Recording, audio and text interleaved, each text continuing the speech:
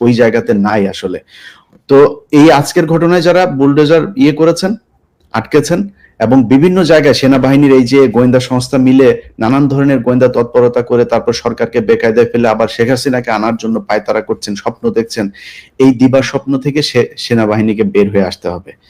কারণ আমার মনে হয় না যে সেনাবাহিনী আজকে যদি চাইতো তাইলেও এইখানে সেনাবাহিনী না, সেনাবাহিনীর ধরো 10 থেকে 15 জন অফিসার বা সর্বোচ্চ 20 জন। না ভাই, আপনি এটা বলবেন কিভাবে? ওয়াকারের নিজের ঘরের মধ্যে এখন পর্যন্ত শেখ মুজিবের ছবি। আপনি সেনাবাহিনীকে বাঁচায় বলবেন? সেনা প্রধান যদি এটা হয়, আমরা সেনাবাহিনীকে বলবো কিভাবে যে আসলে একদম পুরো সেনাবাহিনীকে ধরে কথা বলতে? ইচ্ছা করে সবাইকে ধরেই কথা বলি। আমরা এটা জানি যে এখনো সেনাবাহিনীর ভেতরে অনেক ভালো মানুষ আছেন, কিন্তু আমি তাদেরকে বলবো যে দেখেন, আপনারা আপনাদের সেনা প্রধানকে বুঝান, এবং এই যে ডিজিএফআই প্রধান থেকে শুরু করে যারা যারা ডিজিএফআই তে ঝামেলা করছে তাদের আমার মনে হয় মানে এই পরামর্শটুকু দেওয়া উচিত যে মানুষ ওই মধ্যে আসলে এখন নাই। সেনাবাহিনীকে ঠিক হইতে হবে। 14 নির্বাচন, 8 নির্বাচন থেকে শুরু করে সেনাবাহিনী যেসব ঘটনাগুলো ঘটিয়েছে সেগুলো এই দেশে আর ঘটতে দিবে না বাংলাদেশের মানুষ। এবং কিছু কিছু ধরো আমরা দেখছি যে অবসরপ্রাপ্ত অনেকে নানা রকমের স্ট্যাটাস দিচ্ছে এখন। ধরো ইকবাল করিম ভূঁইয়া 14 সালে তার ভূমিকা কি ছিল, 14 নির্বাচনের কি ভূমিকা ছিল, তারপরে এরশাদকে নির্বাচনে আনতে কে বাধ্য করছিল, উনি আবার ধরেন ওনার অপরাধ সব আড়াল করে এখন মহান সাজার চেষ্টা করতেছে। ভাই, খালেদা জিয়ার বাড়ি থেকে বের করেছে কার সময়? ইকবাল করিম ভূঁইয়ার পাওয়ার প্ল্যান্ট ছিল, 2টা অথবা 3টা পাওয়ার প্ল্যান্ট ছিল। পাওয়ার প্ল্যান্ট কারা পেয়েছে শেখ হাসিনার কাছ থেকে? ইকবাল করিম ভূঁইয়া সম্ভবত তখন আর্মি চিফ ছিল না, সম্ভবত উনি তো সেনাবাহিনীর জেনারেল, তখন সেনাবাহিনীর জেনারেল, হ্যাঁ, গুরুত্বপূর্ণ পজিশনে ছিল। তো ইলিয়াস, ধরেন আর দুই একটা বিষয় একটু কথা বলি, পিনাকিদা আশা করি জয়েন করবে এর মধ্যেই। ধরেন আমাদের রাজনৈতিক, আচ্ছা এই প্রসঙ্গে যাওয়ার আগে আমি একটু বলি যে জেলে যারা আছে, ব্যস্ত আছে ভাই, হ্যাঁ জেলে যারা আছে তারা কিন্তু বেশ আরামায়েশি আছে বলা চলে। এবং আপনি যদি নেতাদের বিভিন্ন কথাবার্তা দেখেন, আমি তো, এবং সালমান এফ রহমান তো জেলখানার ভেতর থেকে টেলিফোনেই অনেক রকমের অসন্তোষ তৈরি করছে, আপনি তো জানেন। তো এই জায়গাটা আমাদেরকে অ্যাডজাস্ট করা দরকার, সরকারের আর একটু কঠোর হওয়া দরকার বলে মনে করি। আপনার কাছে কি তথ্য আছে? আমার মনে হয়, আমি যতটুকু জানি, আমি কালকেও এটা নিশ্চিত হচ্ছিলাম, শুধুমাত্র নারী তারা নিতে পারছে না, নারীদের মানে রিকুইজিশন আছে কিন্তু নারীর এটা অ্যালাউ করছে না এখন পর্যন্ত। এই ছাড়া তারা মদ থেকে শুরু করে সবকিছুই পাচ্ছে ভেতরে। তো এই জেলখানার ভেতরে নিয়ে যদি তাদেরকে এভাবে আরামায়েশ করতে দেওয়া হয়, এবং হত্যা মামলার যেসব আসামিরা আছে তাদেরকে সবাইকে ধরাও হচ্ছে না, এই জায়গায় একটা মনে হচ্ছে সরকারের শৈথিল্যতা কাজ করছে। এই জায়গাগুলো তো অবশ্যই আমার মনে হয় ওই যেটা বললাম শুরুতেই, যে ছাত্রদের আরো বেশি তৎপর হওয়া উচিত, এবং ছাত্রদের বোঝা উচিত যে এই জায়গাগুলোই তাদের মূল পুঁজি। ছাত্ররা যদি মনে করে যে কয়েক হাজার কোটি টাকা ইনকাম করে নিয়ে তারপরে তারা বিশাল আকারে কিছু করে ফেলবে, ওটা দিয়ে শুধু একটা কাজই করতে পারবে, এই সরকার অন্য একটা সরকারের কাছে নির্বাচন দিবে, নির্বাচন দিয়ে আসিফ নজরুলের মতো বউ বাচ্চা নিয়ে তারপরে সব আমেরিকায় চলে যাবে, সেখানে গিয়ে সারা জীবন বসে খাইতে পারবে। এটা সত্যি কথা। কিন্তু যদি মনে করে যে না, আসলে রাজনীতি করতে চায়, দেশের মানুষের পাশে থেকে কিছু করতে চায়, দেশে থাকতে চায়, তাহলে তাদের দেশের মানুষের টোনেই কথা বলতে হবে।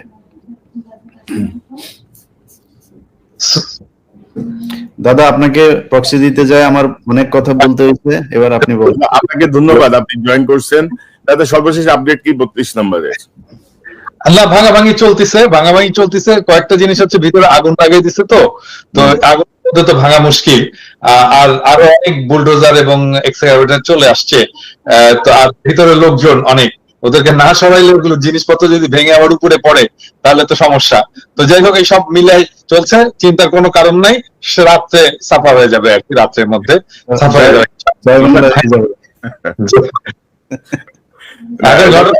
আমরা কি করব ওই জায়গায়, আমরা কি করব? তো আমি তো একটা প্রস্তাব দিচ্ছি যে ওইখানে 2013 সালের 5ই মেতে যে সমস্ত শহীদ শাপলা চত্বরে শহীদ হয়েছেন তাদের স্মৃতিতে একটা মসজিদ করা যায় কিনা, আলেমদের সাথে কথা বলতে হবে। আর কি কি করা যায়? অনেকে বলছে স্মৃতিসৌধ করা, অনেকে আবার বলছে যে দাদা, আমার একটা খুব ভ্যালিড একটা পরামর্শ আছে। এটা করলে এটা টিকে থাকে। মসজিদ ওরা ভেঙে ফেলে, মসজিদ হবে না। আমি চাই একটা মন্দির হোক ওই জায়গায়। তাহলে এক কাজ করবো, তাহলে মন্দির ভাঙলে তখন আমরা বলবো যে এই যে মন্দির ভাঙতেছে। আচ্ছা, তাহলে এক কাজ করা যায়, একটা শিব মন্দির করা যায়। হ্যাঁ, শিব পিনাকি মানে তো শিব, জানো তো? হ্যাঁ, শিব মন্দির করা যায়। প্রস্তাব দিয়ে দাও আর ইলিয়াস প্রস্তাব দিলে হয়ে যাবে। হ্যাঁ, পিনাকি মন্দির। হ্যাঁ, কেমন হয়? ভালো না? মানে ওই হাসিনা যেভাবে চিন্তা করে আসলে এইভাবে চিন্তা করতে হবে। ওই যে দেখলেন না যে ট্রাম্পের ছবি নিয়ে মিছিল করতে হবে, এটা আবার ছবি তুলতে হবে যেন বলা যায় ট্রাম্পের ছবির উপরে হামলা করছে। এই জন্য মন্দির হইলে বলতে হবে যে এই দেখো, ইন্ডিয়াতে বলতে হবে দেখো হাসিনা এখন মন্দির মন্দির ভাঙা শুরু করছে। তাহলে কি পিনাকি মন্দির হবে? নাকি মন্দির পিনাকি ভট্টাচার্য না, পিনাকি মানে তো শিব মন্দির একটা করা যেতে পারে। শিব মন্দির জয়যুক্ত হয়েছে। দাদা, এই যে আপনার আপনি যখন ছিলেন আমরা কয়েকটা প্রসঙ্গের কথা বলছিলাম, এই প্রসঙ্গটা আমি একটু শেষ করতে চাই, আর বেশি লম্বা করতে চাই না। যে ধরেন আমাদের রাজনৈতিক দলগুলো কিন্তু ধরেন এখনো সেই 2008-এর যে আগের রাজনীতি, মানে 2008 সালের আগের যে পুরাতন রাজনীতির ওই ফরম্যাটেই ভাবছে অনেক কিছু আমার মনে হয়। এই যে পরিবর্তন যাতে হচ্ছে, মানুষ যে এখন বাংলাদেশের গণমাধ্যমের চেয়ে অনলাইনের উপরে ডিপেন্ডেন্ট, সোশ্যাল মিডিয়ার উপরে অনেক বেশি নির্ভরশীল, অনেক বেশি ট্রাস্ট করে, এই জায়গাটা ধরেন এখন এই যে আমি যদি বলছি যে আওয়ামী লীগের সহযোগী এবং অনুরাগীদের কোনো অনুকম্পার সুযোগ নাই আর, না আমাদের একদমই নাই। কারণ আমরা তো 6 মাস দেখলাম ওদের মধ্যে তো কোনো অনুশোচনা নাই। ওরা যে ক্ষমা চাবে, ওরা যে বুঝবে যে আমরা ভুল করছি, এই জিনিসটা তোদের মধ্যে নাই, কোনো রিমোর্স নাই। তো সেই জায়গাটায় কি পদক্ষেপ নেওয়া যেতে পারে? কারণ বিভিন্ন জেলায় ধরেন এখনো অনেকেই ধরেন আওয়ামী লীগের নেতা হয়ে, বিএনপি নেতা হয়ে গেছে, কেউ জামাতের নেতা হয়ে গেছে, নানাভাবে এদেরকে তারা শেল্টারে ঢুকে তারা আবার আগের অ্যাক্টিভিটিতে চলে গেছে। আমাদের বুদ্ধিজীবীরা, আমাদের সাংবাদিকরা কিন্তু খুব কৌশলে ছাত্রদের মধ্যে ভেজাল লাগাচ্ছে। প্লাস আজকে যে সেনাবাহিনীর সেখানে হঠাৎ করে গেল, কার নির্দেশে গেল, সেটারও একটা তদন্ত হওয়া প্রয়োজন নিশ্চয়ই। আপনি বলেন না, আমি তো ইলিয়াসের সাথে ওই লাইভে বলছি যে সেনাবাহিনী 8 টু সিভিল পাওয়ার এখানে ডিপ্লয়েড আছে। সো আমি নিশ্চিত হয়েছি স্বরাষ্ট্র মন্ত্রণালয় থেকে বা সরকার থেকে সেনাবাহিনীর কোনো সাহায্য চাওয়া হয়নি। তো সেনাবাহিনী নিজ উদ্যোগে গেছে, এটা ওয়াকারের নির্দেশে গেছে। ওয়াকারকে ব্যাখ্যা দিতে হবে কেন সেনাবাহিনীকে তারা এখানে পাঠিয়েছে। তবে সেইখানে যে সেনা অফিসার এবং সৈনিকেরা ছিল তারা যথেষ্ট যৌক্তিক আচরণ করছে এবং তারা ফিরে গেছে কোনো ঝামেলা না করেই। তো আমরা ধন্যবাদ জানাই ডেফিনেটলি এখানে কোনো ঝামেলা না করার জন্য। আমরা পুলিশকে ধন্যবাদ জানাই, কারণ পুলিশ ওইখানে কোনো ঝামেলা করেনি এবং তারা ছাত্র জনতার উপস্থিতির পরে এখান থেকে সরে গেছে জায়গা ছেড়ে। আমরা তাদেরকে ধন্যবাদ জানাই। আর নতুন রাজনীতির কথা যেটা বললেন, যে দেখেন পুরোনো দলগুলো পুরোনো রাজনীতি করবে, কারণ পুরোনো দিনের মানুষ তো ওনাদের চিন্তা ইয়ে করতে পারবে না। নতুন রাজনীতি যে কিরকম হতে পারে এটা ওনাদের ধারণার মধ্যে নাই। হ্যাঁ, তো আমরা ওনাদেরকে সাপোর্ট করতে চাই, ডেফিনেটলি সাপোর্ট করতে চাই। আমাদের যে প্রতিষ্ঠিত রাজনৈতিক দল আছে তারা আমাদের সম্পদ, এটা মনে রাখতে হবে। আমি সবসময় তাদেরকে রেসপেক্ট করি, কিন্তু তাদেরকে তো জনগণের আকাঙ্ক্ষা, জনগণের অ্যাসপিরেশন, যে বাচ্চারা রক্ত দিল তাদের আকাঙ্ক্ষাটাকে তো ধারণ করতে হবে। তারা যদি ধারণ করতে না পারে তাহলে তো মুশকিল, তাহলে নতুন রাজনীতি দাঁড়াবে।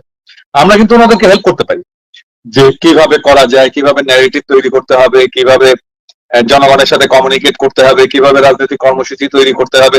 আমাদের লক্ষ্য যদি হয় 4টা, আমি তো 4টা বলছি। এক, আওয়ামী রাজনীতি বাংলাদেশে চিরতরে নিশ্চিহ্ন করতে হবে। ভারতীয় আধিপত্যবাদ এটা ধ্বংস করতে হবে বাংলাদেশে। 3 নাম্বার হচ্ছে বাংলাদেশে একটা সাম্যের সমাজ চাই। আর 4 নাম্বার বাংলাদেশের রাষ্ট্র এবং সমাজে ইনসাফ চাই। আমার 4টা ভেরি সিম্পল চাওয়া। এই 4টা চাওয়াতে যে রাজনৈতিক দলগুলো আসবে আমরা সবাই তাদেরকে হেল্প করবো। হ্যাঁ, কারণ আমাদের সবারই তো চাওয়া এরকম একটা বাংলাদেশ, যে বাংলাদেশে এই 4টা জিনিস থাকবে। আমরা ডেফিনেটলি, আমার মনে হয় কনক, ইলিয়াস কেউই এটাতে আপত্তি করবে না যে রাজনৈতিক দলগুলো, বৃহৎ রাজনৈতিক দলগুলো আমাদের এই এজেন্ডাটাকে তাদের কমন এজেন্ডা হিসেবে নেবে, তাদের সাথে আমরা থাকবো। এবং দাদা 5ই আগস্টের পরে এই যে 5ই ফেব্রুয়ারি, ঠিক 6 মাসের মাথায় ছাত্র জনতা আবার যাদের যে শক্তি দেখালো, তাদের যেই স্পৃহা দেখালো, তাদের যে ফ্যাসিস্ট বিরোধী যেই অবস্থানটা নিল, আমার মনে হয় যে আমাদের অন্তর্বর্তীকালীন সরকার থেকে শুরু করে প্রত্যেকটা রাজনৈতিক দল এই বিষয়টাকে ধারণ করা উচিত। আমাদের জেলা, উপজেলা, থানায় যারা বিগত 16 বছরে ক্ষমতা দেখিয়েছে তাদেরকে ধরে ধরে থানায় দেওয়া উচিত, তাদেরকে বিচারের মুখোমুখি করার জন্য কার্যকর পদক্ষেপ নেওয়া উচিত। এবং যারা জেলে আছে তাদের টেলিফোনে ভাই জেলখানা থেকেই তারা নির্দেশ দিচ্ছে বিভিন্ন জায়গায়, আপনি নিশ্চয়ই অবগত আছেন, সালমান এফ রহমান থেকে শুরু করে অনেকেই। এই জায়গাগুলো নিয়ে আমরা কি করতে পারি, আমি মনে করি তাদের আইনের মুখোমুখি করা উচিত। এবং গতকাল আমাকে সেনাবাহিনীর একজন অ্যাক্টিভ একজন মেজর বলছিলেন যে ভাই আমরা অনেক চাঁদাবাজকে, আওয়ামী লীগের অনেক অপরাধীকে ধরে দিচ্ছি, কিন্তু তারা পরের দিনই জামিন পেয়ে যাচ্ছে। তাদের ব্যাপারে এক ধরনের বিশেষ অনুকম্পা আমরা দেখছি। আপনার একটা মন্তব্য নিতে চাই। আমি আরেকটা বিষয় একটু বলতে চাই যে বর্তমান অন্তর্বর্তীকালীন সরকার, প্রফেসর ইউনূসের সরকার, এই যে 6 মাস পরে আবার ফুসে ওঠা ছাত্র জনতার আবেগকে যে গুরুত্ব দিয়েছে, তার একটা প্রমাণ রাখতে হবে। প্রমাণটা কি? আগামী কালকে একটা এক্সিকিউটিভ অর্ডার জারি করতে হবে যে কোন সরকারি অফিসে শেখ মুজিবের কোন ছবি থাকতে পারবে না। আমরা দেখেছি ওয়াকারের অফিসে আছে শেখ মুজিবের ছবি, এমনকি ক্যান্টনমেন্টের মধ্যেও শেখ মুজিবের মুরাল টুরাল আছে। সমস্ত কিছু অপসারণ করতে হবে এবং এটা এক্সিকিউটিভ অর্ডার কালকেই দিতে হবে, কারণ কালকে ক্যাবিনেট মিটিং আছে সকালবেলা। ক্যাবিনেট মিটিং এ কালকে অবশ্যই একটা এক্সিকিউটিভ অর্ডার জারি করতে হবে, ক্যাবিনেটের একটা অর্ডার জারি করতে হবে। প্রত্যেকটা সরকারি প্রতিষ্ঠান, প্রত্যেকটা সরকারি দপ্তর থেকে শেখ মুজিবের সমস্ত ছবি অপসারণ করতে হবে। খুবই খুবই ভালো একটা ঘোষণা। ইলিয়াস, আপনি কিছু যোগ করতে চান? আনমিউট করেন। আপনার সুধা সদন থেকে শুরু করে আরো যা যা আছে যে যে জায়গাগুলো, এগুলো আমার মনে হয় ধূলিসাৎ করে দেওয়া উচিত। ইলিয়াস, সুধা সদন ওয়াজেদ মিয়ার বাড়ি, এটা শেখ হাসিনার না। ওয়াজেদ মিয়া তো ভালো লোক, মানে ওয়াজেদ মিয়া সারা জীবন শেখ হাসিনার মতো একজন দাজ্জাল, একটা খাইস্টা মহিলার সাথে ঘর করে কি যন্ত্রণা পোহাইছে, তার স্মৃতিটা থাকুক। ওয়াজেদ মিয়া আসলে কারণ ওয়াজেদ মিয়া যে পরিমাণে কষ্ট ভোগ করছে, ওরা জাহান্নামে আর কোনো কষ্ট আল্লাহ দিবে না। ওর কষ্ট দুনিয়া থেকে ভোগ করে নিয়ে গেছে। এরকম এক জিনিস যদি নাকি থাকে কারো ঘরে, তাহলে ওর অবস্থা শেষ। এবং দাদা আরেকটা প্রসঙ্গ বোধহয় আসা উচিত যে আমাদের আওয়ামী লীগের ধরেন 16 বছরে যেসব অনেক সাংবাদিক, অনেক লেখক, বুদ্ধিজীবী যারা আওয়ামী লীগের এই দুঃশাসনকে নানা কৌশলে সমর্থন করে গেছে, এই বইমেলা তাদের বই নিষিদ্ধের কথা বলছি না, কিন্তু তারা আবার ধরেন বই টই লিখে নানা রকমের ফন্দে ফিকির করতেছে, তাদেরকে আমাদের আসলে বয়কট করা উচিত।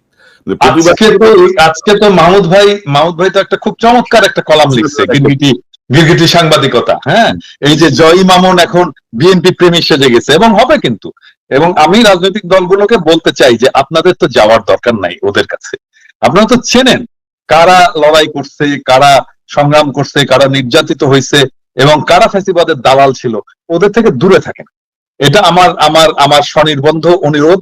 এদের থেকে দূরে থাকেন, দরকার নাই ওদের কাছে যাওয়া। ওরা আপনার কিছু অ্যাড করবে না, আপনার বরং ইমেজ নষ্ট হবে। কেউ যদি দালাল সাংবাদিকদের কাছে, দালাল লোকদের কাছে, দালাল প্রফেসরদের কাছে, দালাল বুদ্ধিজীবীদের কাছে যায়, তাহলে আপনার ইমেজ নষ্ট হবে। আপনার জনগণের ইমেজ দরকার, জনগণের সমর্থন দরকার। জনগণের সমর্থন তাদের সাথে আছে যারা এই লড়াই এতদিন ধরে ছিল। হ্যাঁ, আমি এই সুযোগে বলি আর কি, আর নিশ্চয়ই কনক, ইলিয়াস দুইজনেই লক্ষ্য করছে যে বিএনপির একটা অংশ, সবাই না, আমার পিছনে লাগছে গত কয়েকদিন ধরে আর কি, নানা ধরনের প্রচারণা, এটা সেটা, মেয়র ক্যাম্পেইন ইত্যাদি ইত্যাদি শুরু করছে। আমি বলতে চাই কি যে করে লাভ নাই। হ্যাঁ, মানে করতে পারেন, আপনারা করতে পারেন, এটা আপনাদের ক্ষতি। মানে ধরেন আমরা তো শত্রু না, আপনার বিএনপিরও শত্রু না, আমরা জামাত ইসলামের শত্রু না, আমরা ফ্যাসি বিরোধী যে কোনো রাজনৈতিক দলের জনগণের শত্রু না। আমরা একই সাথে লড়াই করছি, আপনারা আমার আপনজন। কিন্তু আমাদের ডেফিনেটলি কিছু ডিফারেন্স থাকবেই, আমাদের চিন্তার ডিফারেন্স, সবার আমাদের এই 3 জনেরও ডিফারেন্স আছে। কিছু কিছু জায়গায় ঐক্য আছে, কিন্তু অনেক জায়গাতেই ডিফারেন্স আছে, থাকবেই। আমরা ডিফারেন্স নিয়ে এক জায়গায় কাজ করি, কিন্তু আপনারা যদি আওয়ামী লীগের মতো কাজ করেন তাহলে তো খুবই মুশকিল। দাদা, এই যে আপনি নিশ্চয়ই এটা জানেন যে বিএনপির একটা অংশ মনে করে যে আমরা তো ক্ষমতায় যাচ্ছি, তো বিরোধী দল কে হবে, বিরোধী দল হিসেবে আওয়ামী লীগ আসলে খুব ভালো হইতো আমাদের জন্য রাষ্ট্র পরিচালনায়। এরকম একটা অদ্ভুত ভাবনা তাদের মাথায় আছে। হ্যাঁ, এই একই চিন্তা কিন্তু ভাই এই যে জিয়াউর রহমান করছিলেন কিন্তু। হ্যাঁ, যে একটা ভালো একটা গঠনমূলক একটা রাজনৈতিক পরিবেশ, গণতান্ত্রিক পরিবেশ তৈরি করার জন্য এই হাসিনাকে আনার এই পরামর্শ দিয়েছিলেন।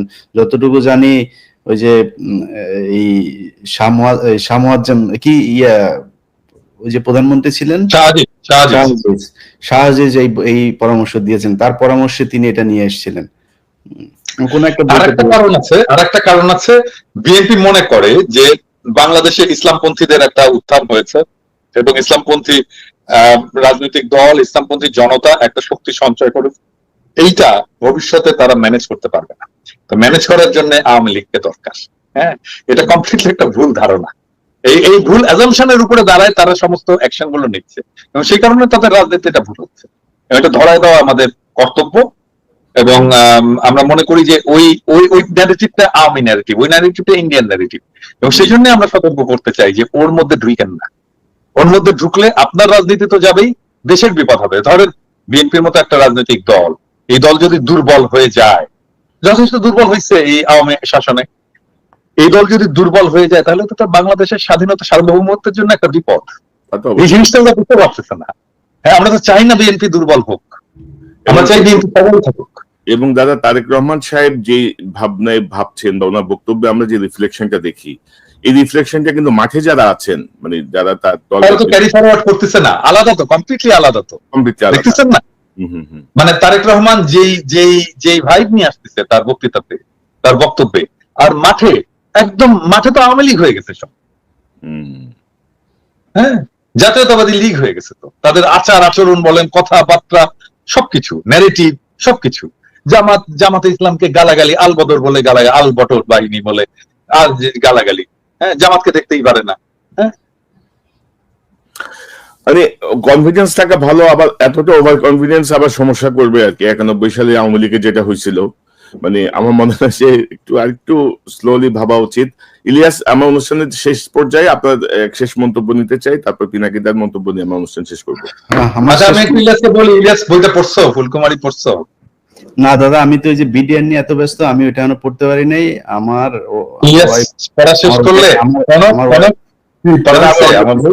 অর্ডার দিছি, আসতেছে। আচ্ছা, পড়া হইলে তাহলে আমরা একটা শো করবো। পড়া হওয়ার পরে আপনার বইটা নিয়ে আমরা অলরেডি আপনার এটা নিয়ে আমরা দুইজনই কথা বলতেছিলাম যে আপনার এটা নিয়ে আমরা একটা শো করবো। আমি অলরেডি তাদেরকে বলছি যে আমরা এটা নিয়ে একটা শো করবো, আলোচনা করবো বিস্তারিত ভাবে। তো ইলিয়াস, আপনার শেষ মন্তব্যটা একটু শুনি। এখন করণীয় কি? এই যে নতুন একটা সুযোগ, এই সুযোগকে আমরা কিভাবে কাজে লাগাতে পারি? সরকারের করণীয় কি? বিরোধী রাজনৈতিক অন্যান্য দলগুলোর করণীয় কি? আমি শেষ করি আওয়ামী লীগের দিয়ে, বাকি কথা দাদা বলুক। সেটা হচ্ছে যে আওয়ামী লীগের ভাই, আপনারা এই দেশের মানুষ, আপনাদের এই যে আমরা হাসাহাসি করছি, দাদা আজকে বলছিল যে আমি খুব খুশি, আসলেই খুশি, খুব খুশি। আপনাদের যে কোনো ধরনের এই ধরনের ক্রাইসিসে আমি সবসময় খুশি, কারণ আপনারা এই দেশে আজ পর্যন্ত যত বড় বড় ধরনের, যত মানে আর্টিফিশিয়াল যেই হত্যাকাণ্ডগুলো করা হয়েছে, সেটা সেই গান পাউডার থেকে শুরু করে ওই পিলখানা, তারপরে আন্দোলন, হেফাজত, সব জায়গায় নির্মম রসিকতা করেছেন। এই শেখ হাসিনা সংসদে বসে নিজের চোখে দেখেছে, আমি তো তখন ঢাকায়, আমি একদম ভোর 4টা থেকে আমি এই হেফাজতের মাঠে, আমি নিজের চোখে দেখেছি পাশের থেকে লোকগুলি খেয়ে মারা যাচ্ছে। আমি শেষ ছিল আমি লাইভ, আমাদের 21 টিভি বন্ধ করে প্রায় 2-3 ঘন্টা সেদিন বন্ধ ছিল, কনক ভাই মনে আছে নিশ্চয়ই। তো তারপরের দিন শেখ হাসিনা সংসদে গিয়ে বলল যে ওরা রং মেখে তারপরে শুয়েছিল, একটা ক্যাজুয়ালিটি হয় নাই। এত নির্মম রসিকতা কোনো মানুষ করতে পারে? তো আওয়ামী লীগের জন্য আমাদের ভেতরে কিন্তু মায়া আছে। আমাকে দিয়ে হাসিনা যেটা করেছে, সেটা ইভেন আওয়ামী লীগের অনেক মানুষ, আপনারা যাকে তাকে ভালোবাসেন, তারাও পারবেন না। যে ধরনের মানে নিষ্ঠুর আচরণ করে, এটা আপনাকে দিয়েও সম্ভব না। তো আমরা শুধু এইটুকুই বলতে চাই যে এই দেশের রাজনীতিকে আজকের এই পর্যায়ে নিয়ে এসেছে শেখ হাসিনা। যে মুজিবুর রহমান খারাপ ছিল না ভালো ছিল, সেটা নিয়ে আলোচনা করতে গেলে ওই দাদার একটা বই আছে, ওইখানেই শুনেন। এই যে এখন বলে না, আজকালকে একটা পোস্ট দেখলাম, সে পোস্টের মধ্যে লেখা হচ্ছে যারা নাকি বীরাঙ্গনা ছিল 71-এর সময়, যারা নাকি মানে ইয়ে হয়েছিল, যাদের কোনো পরিচয় ছিল না, এরকম কিছু মানুষকে নাকি শেখ মুজিব বলেছে লিখে দিও 32 নাম্বার তাদের ঠিকানা, শেখ মুজিব আমাদের বাবা। এই শেখ মুজিব বিদেশিদের সাথে চুক্তি করেছে তাদেরকে বাইরে পাঠায় দেওয়ার জন্য, সে বাংলাদেশে রাখতে চায়নি তাদেরকে। দূষিত রক্ত বলছে, দূষিত রক্ত বলেছে। এবং এটা এই পিনাকি দাদার ওই বইতে উনি রেফারেন্স সহ এই জিনিসগুলো বলেছেন, আমি এছাড়াও অনেক অনেক বইতে পড়েছি। তো এই তো শেখ মুজিব, তাকে নিয়ে যদি আপনি কথা বলতে চান, এই 32 নাম্বারকে নিয়ে নেগেটিভ কথা বললে অনেক কথা ইতিহাসের একদম সূত্র ধরে ধরে বলে দিব, আমরা সেটা নিয়ে কথা বলতে চাই না, কিন্তু এই কথা আপনারা বলাচ্ছেন। আজকে 32 নাম্বার ভাঙতে মানুষ যেত না যদি আপনি কয়দিন আগে 2,500 মানুষ না মারতেন। বিএনপি আপনার পাশে দাঁড়াইতো যদি বিএনপির যে নেত্রী তাকে যদি তার ঘর থেকে আপনি বের না করতেন। এই তারেক রহমানকে দেশ ছাড়া করেছেন আপনারা। আজকে এই জামাতের উপরে যে ধরনের নির্যাতন হয়েছে, জামাতের একজন শহীদ দেলোয়ার হোসেন সাইদি বলে গিয়েছিলেন, এই দেশের জনগণ তোমাকে টান দিয়ে মামু বাড়িতে নিয়ে ফেলবে, তুমি আজকে মামু বাড়িতে আছো। তো আওয়ামী লীগের লোকজনের আমরা যেটা মনে করি যে একটু মিনিমাম হইলেও আপনাদের অনুশোচনা হওয়া দরকার। বাংলাদেশের মানুষের কাছে এখনো সময় আছে, মাপ চান। যতই এদের কথাবার্তা শুনে ফাল পারেন যে 75-এ যেটা হয়েছে সেটা আমরা হইতে দিব না, আর 75-এ মানুষ নেচেছিল, আজকেও নাচছে, আজকেও আপনারা কিছু করতে পারেন নাই। ভবিষ্যতে এরকম করলে আবারও মানুষ এইভাবে আপনাদের বিরুদ্ধে নামবে, সেই দিনও কিছু করতে পারবেন না। আজকে যারা বেঁচে আছেন তারা চোখের সামনেই দেখছেন যে 15ই আগস্টে মানুষ যে মিষ্টি বিতরণ করেছিল সেটা সত্য কি মিথ্যা। রাইট ইলিয়াস, আমি শুধু একটা বিষয় যোগ করতে চাই। আপনি যে হেফাজতে রক্তের কথা বললেন, রক্ত রং মেখে হাসিনা যে বললো, আপনি নিশ্চয় দেখেছেন আরো নির্মম কথা। সে নিজের নির্দেশ দিয়ে গুম করে বলেছে এরা অভিবাসী হতে যে সাগরে ডুবে মারা গেছে, কিন্তু সে দিয়েছে। অথচ সে নিজে নির্দেশ দিয়ে তাদেরকে খুন করেছে, গুম করেছে, মেরে ফেলেছে, বলেছে এরা বোধহয় দেশ ত্যাগ করতেছে, মারা গেছে। তো পিনাকিদা, আপনার কাছ থেকে একটু জানি যে এখন করণীয় কি? আওয়ামী লীগের সহযোগীদের আর অনুকম্পার সুযোগ নাই। এই জায়গাতে আমাদের রাজনৈতিক দলগুলো কি করতে পারে, সরকারের ভূমিকা কি হওয়া উচিত আগামীকাল থেকে? আপনার মন্তব্যটা আমরা জানতে চাই, আপনার বক্তব্যটা জানতে চাই। আমি প্রথম থেকে যখন 5ই আগস্ট হলো তারপরে কিন্তু আমার চিন্তা ছিল যে কিভাবে রিকনসিলিয়েশন করব, কিভাবে তাদেরকে সমাজে এটা আবার ফেরত নিয়ে আসবো, তারা অনুশোচনার মধ্যে দিয়ে, ক্ষমা প্রার্থনার মধ্যে দিয়ে সমাজে ইন্টিগ্রেটেড হবে, কিন্তু সেটা হলো না। এবং আমরা প্রত্যেকেই আমরা একমত যে তাদের মধ্যে অনুশোচনার বিন্দু মাত্র কোনো নাই, এবং তারা জুলাই বিপ্লবকেই আর বরং প্রশ্নবিদ্ধ করার জন্য তারা নানা ধরনের ন্যারেটিভ তৈরির চেষ্টা করেছে। সো নো মার্সি, এখন আর কোনো ক্ষমা নয়, এখন আর কোনো ক্ষমা নয়। বাংলাদেশের ভেতরে বসে যারা আওয়ামী ফ্যাসিবাদের কথা বলবে, সহানুভূতি দেখাবে, ওই শাওন টাউন সহ, ওই যে বলে না কেরা উঠছে, শাওন টাউন সহ যারা বলবে তাদের সবাইকে জয় বাংলা করে দিতে হবে। এবং আমাদের আগামী 1 মাস ধরে, ওরা 1 মাসের কর্মসূচি নিয়েছে না, আমাদের আগামী 1 মাস ধরে আমাদের কর্মসূচি চলবে এদেরকে জয় বাংলা করা। যদি সেই রকম হয়, আমি তো বলছি, আমি আমার বাহিনীকে বলছি যে বাড়িটা আইডেন্টিফাই করবা, বাড়ির সামনে গরু ফেলাবার জবাই করবা, গরু ফেলাবার জবাই করবা, টাকা দিব, আমরা দিব না, আমরা একসাথে দিব, চান্দা দিব, গরু ফেলাবার জব করবো, টাকার ক্ষমা চাও, বলতেছি ক্ষমা চাও। এগুলো ঢাকায় বসে, বাংলাদেশে বসে আওয়ামী ফ্যাসিবাদের দালালি চলবে না। Stop, full stop. কাল থেকে দেখবে এবং কাল থেকে আমাদের অভিযান শুরু হবে। মানে এবং আমরা কি করতে পারি সেটা প্রমাণ আজকে দেখানো হয়েছে, ছাত্র জনতা দেখাই দিছে, তার প্রমাণ চট্টগ্রামে দেখানো হয়েছে। কঠোর নির্মম হইতে বাধ্য করবেন না।